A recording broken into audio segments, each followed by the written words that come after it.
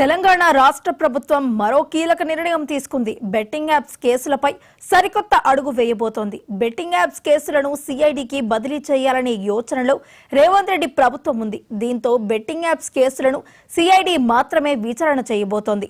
హైదరాబాద్, సైబరాబాద్ పరిధిలో నమోదు అవుతున్న కేసులు అన్నింటినీ తెలంగాణ రాష్ట్ర ప్రభుత్వం సిఐడికి అప్పగిస్తుంది.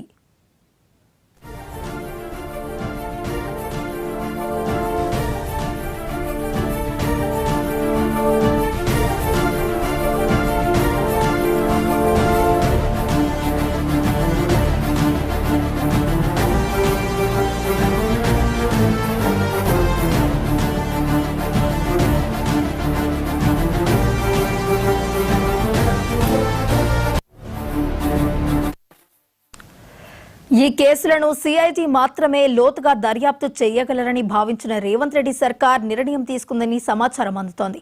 భవిష్యత్తులో ఇలాంటి కేసులు నమోదు కాకుండా కూడా చూడాలని సిఐడికి దిశానిర్దేశం చేశారు. హైదరాబాద్ లో 11 మంది బెట్టింగ్ యాప్స్ కార్యకర్తలపై కూడా కేసు నమోదు అయ్యాయి.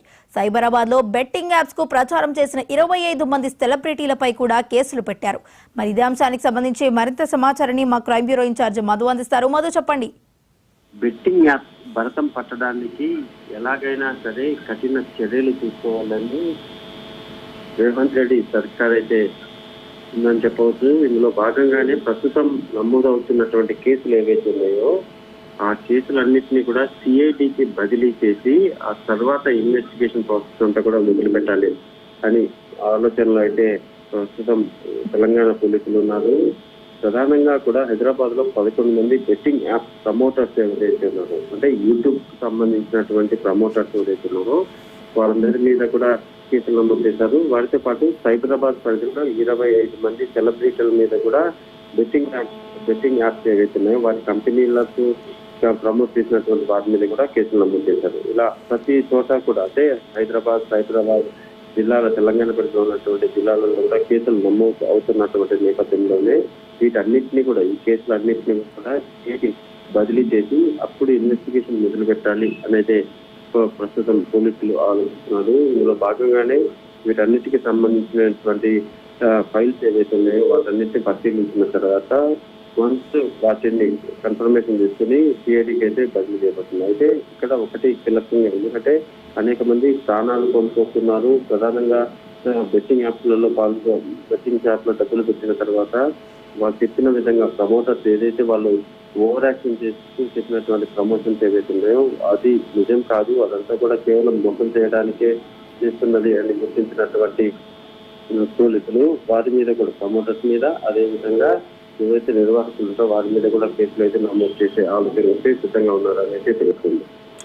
మధు, అయితే భవిష్యత్తులో ఇలాంటి బెట్టింగ్ యాప్స్ ప్రమోషన్స్ కేసులు నమోదు కాకుండా చూడడానికి సిఐడికి కాంగ్రెస్ ప్రభుత్వం ఎలాంటి దిశానిర్దేశం చేసినట్టు తెలుస్తోంది?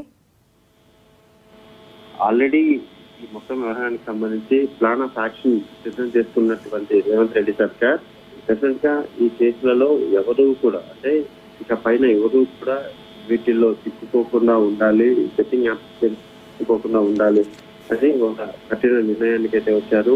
అందులో భాగంగానే ఇప్పటికే అన్ని ప్లాన్ ఆఫ్ యాక్షన్ సిద్ధం చేసుకున్నప్పటికీ కానీ ఇంకా కొనసాగుతున్న అఫీషియల్స్ అని మేము నిర్వహిస్తున్నామని చెప్తున్నటువంటి వారి మీద అఫీషియల్ బెట్టింగ్ యాప్ అనే అది ఇక తెలంగాణలో ఉండకుండా చూడాలి అనే ఒకే ఒక లక్ష్యంతో అయితే ప్రస్తుతం పోలీసులు తెలంగాణ పోలీసులు ముందుకెళ్తున్నారు. అందుకు అనుగుణంగానే చిన్నగా కేసులు నమోదవుతున్నాయి. డెఫినెట్ గా ఇవన్నీ కూడా సిఐడికి అయితే బదిలీ కాబోతున్నాయి.